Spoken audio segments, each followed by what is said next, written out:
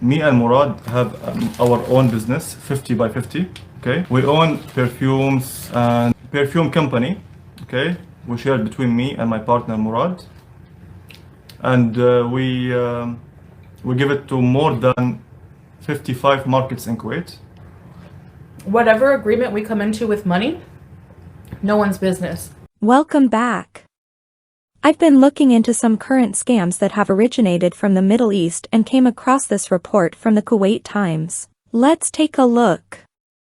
Electronic fraud is increasing in Kuwait and the Gulf countries in general, and is exacerbated by lapses committed by targeted users through chat programs, social networking sites, messages, or even electronic games and fake pages, in light of the difficulty of technically proving the crime. Odd. He is seemingly the boss of this operation and tells everybody what to do. So we have several YouTube accounts. We actually have 3 YouTube accounts and a Twitter account that are linked to Murad. So there is one YouTube account titled Murad Ahmad 3822 and a second named Murad Al Ahmad, and then a third secondary account, The Liar. Pay special attention to this next paragraph, as I believe it relates back to the video put out by the Bubble Tea channel that detailed the potential fraud of Salah and Murad. Sophisticated methods of fraud have spread, the latest of which is falsifying logos of companies or stores, to entrap customers in the purchase, payment and money transfer window, without the real presence of products or the delivery component, which has made many people who depend on e-shopping and direct purchase, through smart applications or websites, which have become uncomfortable at international level. Post an article which details a scam in which sellers of a counterfeit perfume are making cold calls to local numbers, then pretending to be from a well-known local perfume shop. They offer promotional rates on luxury brand perfumes and free delivery to your home. So I think that the naming of Murad Salah Allah's company as Teeb Al-Dar is used to confuse people with the already established perfume name Tar Al-Deeb.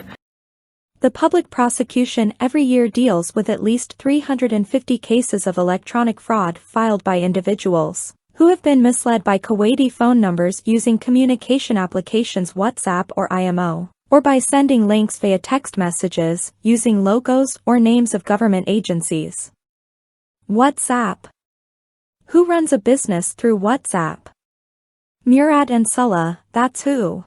This is what the WhatsApp looks like.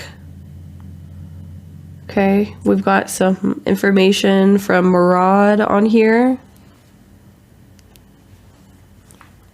And then this is our convo. I'll read it to you. Okay. Hi, I would like to purchase your Winter Nights perfume. Do you have international shipping? ? Said, hello, Sarah. Soon, inshallah, shipping will be available to all countries of the world. I say, thank you for getting back to me. So what happens when I select send a business? Does it ask for my shipping details? And they said, you are welcome. Do not ask for details. The head of the Kuwait Society for Information Security, Dr. Safa Zaman, told the Daily that Kuwait ranks 4th in the list of fraud cases registered in the Middle East and North African countries, and residents are among the most likely victims of electronic fraud. Dr. Zaman said that a recent study prepared by the Naif Arab University for Security Sciences, in the Kingdom of Saudi Arabia, in cooperation with the international criminal company Interpol, under the title, The Role of Financial Institutions in Reducing Information Crimes, at the beginning of this year, showed the presence of 5 types of financial fraud crimes, considered the most common in the Arab world, and uses 24 criminal methods to reach the victims. Who's up for an Interpol livestream raid? I know I am. She added, the study analyzed 503 fraudulent ads, topped by 4 methods in the areas of investments, business email, romantic text message fraud, in addition to the method of sexual extortion. With regard to fraud methods that were monitored at the local level, Zaman said that they diverse and evolved, with the development of technical eras, and increased with the prosperity and spread of social networking programs, based on the richness of these programs with data and personal information, which facilitated penetration operations in general, and fraud in particular. Do you think Chantal is a victim of this scam, or is she an active participant along with Murad and Allah? Whatever agreement we come into with money, no one's business. Let me know in the comments below. Please take a moment to subscribe. Be sure to activate the bell to receive all updates from my channel. Dr. Zaman continued saying, one of the most important requirements for financial fraud is the presence of adequate data and information about the victim, which is provided by social networking programs. Unfortunately, users do not realize the importance of the data and information placed in these programs and their uses that may expose them to theft and extortion through the use of social engineering.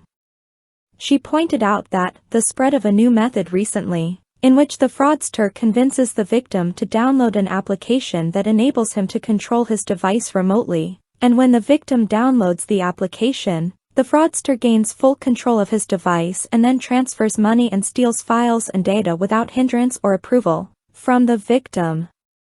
Dr. Zaman provided a set of tips for individuals so that they can make optimal use of the current technological tools of the virtual world to avoid falling into scams by not trusting the link or social networking accounts and making sure that no one wants to give you money easily and without fatigue, and not to place sensitive data in the phone, using a prepaid card to complete electronic purchases, not sharing credit data with anyone even if the merchant or representative asks you, and not entering your personal data into public devices or connecting to unreliable networks.